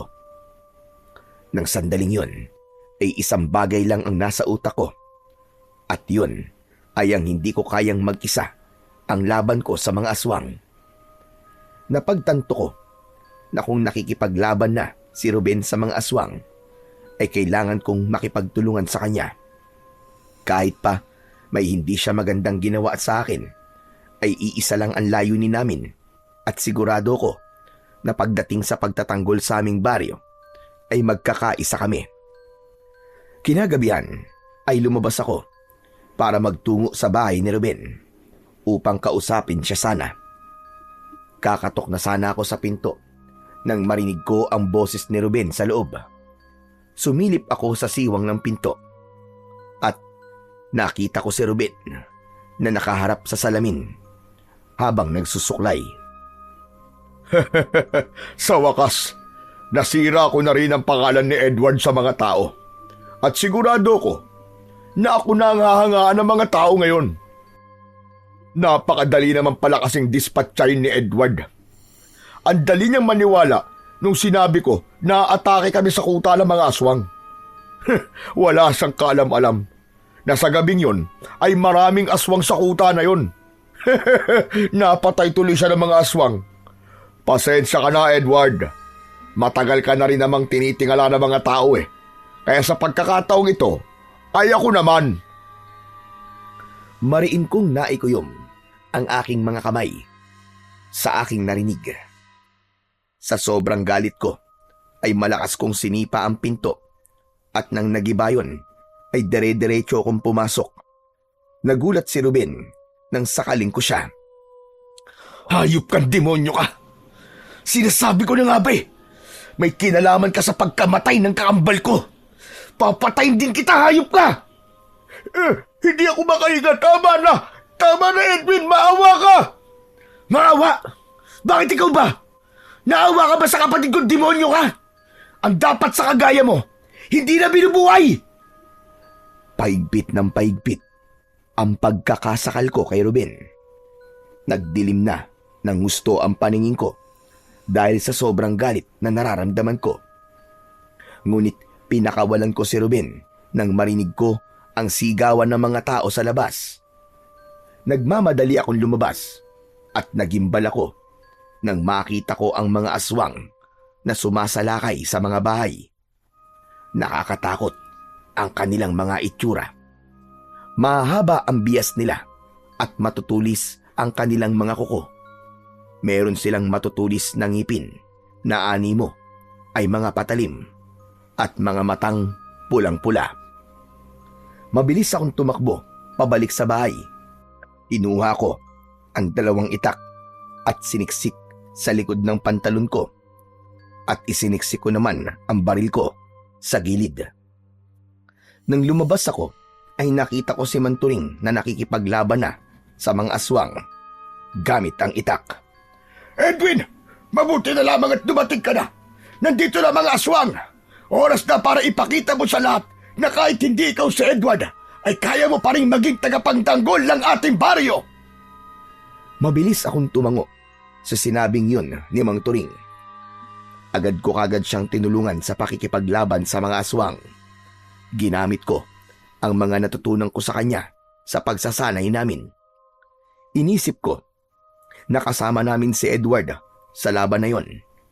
At inisip ko na ginagawa ko yon para mabigyan na ng tuldok ang takot ng mga tao laban sa mga aswang. Nagtalikuran kami ni Mang Turing nang pinalibutan kami ng mga aswang. Ibinalik ko sa kaluban ang 2 itak at saka ko inilabas ang aking baril. Isa-isa kong pinaputukan ang mga aswang at sinigurado ko na sa ulo ko sila tinatamaan upang masiguro ko ang kanilang kamatayan. Nang sabay-sabay na umatake sa amin ang mga aswang, ay muli kong inilabas ang aking mga itak. Naramdaman ko ang pagdaloy ng enerhiya ng itak papunta sa aking katawan hanggang sa kahuli-huli ang himaymay ng aking laman. 2 aswang kagad ang sabay kong sinaksak sa kanilang leeg. Lumuhod ako at 2 aswang din ang nilasdas ko ang tiyan at parehas na lumabas ang kanilang mga laman loob at sumambulat ang dugo. Nagpatuloy ang madugong labanan. Ramdam ko na maging si Mang Turing ay walang balak na sumuko kahit alam kong pagod na siya at may katandaan. Punong-puno kami ng determinasyon na tapusin na sa gabing yon ang bangungot na matagal nang bumabalot sa aming baryo. Mas lalo pang lumakas ang loob ko dahil alam ko na kailangan kong patunayan sa lahat ng mga tao na kahit hindi ako ang kakambal kong si Edward, ay kaya ko pa ring maging tagapagtanggol. May mga pagkakataon na nasusugatan ako ng mga aswang. Pero hindi ko yun inintindi. Bagkus, mas lalo ko pang pinaghusay ang aking pakikipaglaban. Hindi ko inalis sa isip ko na nasa tabi ko si Edward at kasabay ko siyang nakikipaglaban sa mga kampon ng kadiliman. Hindi ako makapaniwala nang biglang dumating si Bitoy na may daladala ring itak. Nagsimula na rin siyang tumulong sa pakikipaglaban. Nang makalapit siya sa akin, ay inabot niya ang lalagyan ko ng mga bala. Bitoy, umalis ka na rito! Baka mapano ka pa! Hindi ko kayang panoorin ka na lang, bossing. Maraming beses mo na akong tinulungan, kaya dapat lang kitang tulungan sa pagkakataong ito. Patay na akong patay! Anak nang, ang tigas talaga ng ulo mo. Bala ka na nga sa buhay mo. Pero salamat. Huwag ka mamamatay, ha? Pag namatay ka, papatayin kita. Nye! Mabilis ko nilagyan ng mga bala ang aking baril. Ginamit ko yon upang barilin ang mga aswang na nasa malayo at hindi abot ng aking itak. Makalipas ang halos 1 oras, ay doon ko lang napansin ang dami ng mga aswang na napatay namin. Nakabulagta ang mga aswang na duguan at puno ng sugat mula sa aming mga itak. Hanggang sa iilang aswang na lamang ang natitirang buhay. Tila nakaramdam na sila ng takot, kaya umatras na sila at tumakbo ng mabilis papalayo. Hoy, ano? Bumalik kayo rito! Hindi pa ako tapos sa inyo! Tatagtadin ko kayo ng pinong-pino! Gagawin ko kayong bobis! Tama na, Bitoy, tama na. Umalis na nga eh. Pababalikin mo pa? Kaya hindi pa natin sila nauubos eh. Baka mamaya bumalik pa mga damuhong yun dito eh. Sa tingin ko, hindi na maglalakas ng loob na bumalik ang mga yon. Alam kong nakita at naramdaman nila na hindi nila tayo kaya. Isa pa, kakaunti na sila. Wala nang laban ng bilang nila sa atin, kahit 3 lang tayo.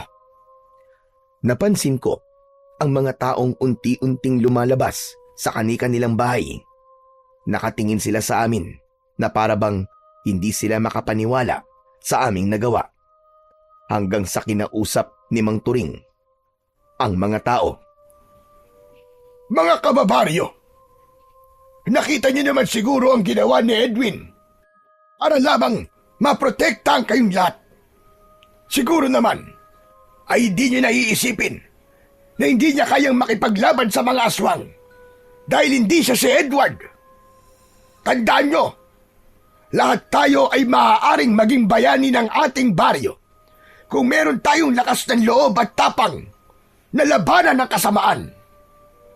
Siguro naman mga kababaryo ay naiintindihan niyo na rin kung bakit ginusto ni Edward na wag agad ipaalam sa inyo ang kanyang kamatayan. Huwag kayong mag-alala. Hindi ako galit sa inyo.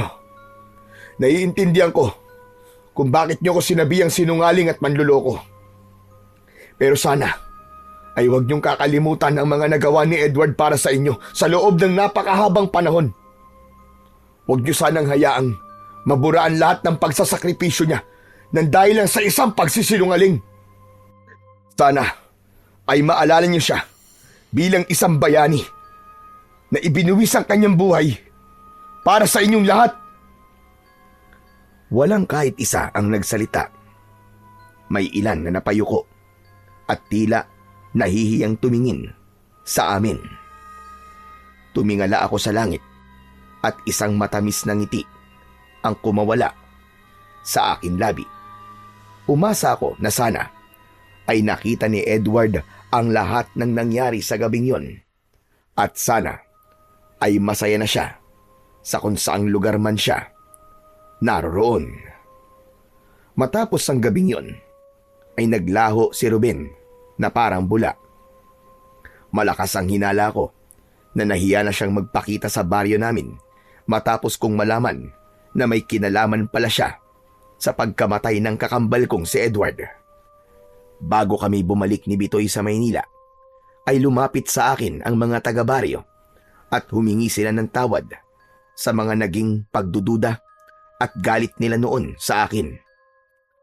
Magaan ang pakiramdam ko habang paalis dahil alam kong tapos na ang gulo at wala na akong dinadalang bigat sa aking dibdib. Kapag nagkakaroon ako ng pagkakataon, ay bumabalik ako sa baryo namin para kumustahin ang lahat. Natutuwa ako tuwing sinasabi sa akin ni Mang Turing na wala ng pag-atake ng mga aswang mula nung gabing nakipaglaban kami sa mga aswang. Ilang buwan ang lumipas at nanganak na si Clarissa.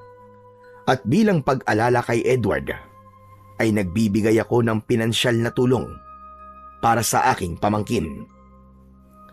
Sa lahat ng nangyari, natutunan kong pahalagahan ang oras kasama ang mga mahal ko sa buhay dahil hindi ko alam kung kailan sila mawawala. Natutunan ko rin na lahat ng hangarin ko sa buhay ay matutupad basta't malinis ang aking intensyon at para sa kabutihan ang aking ginagawa.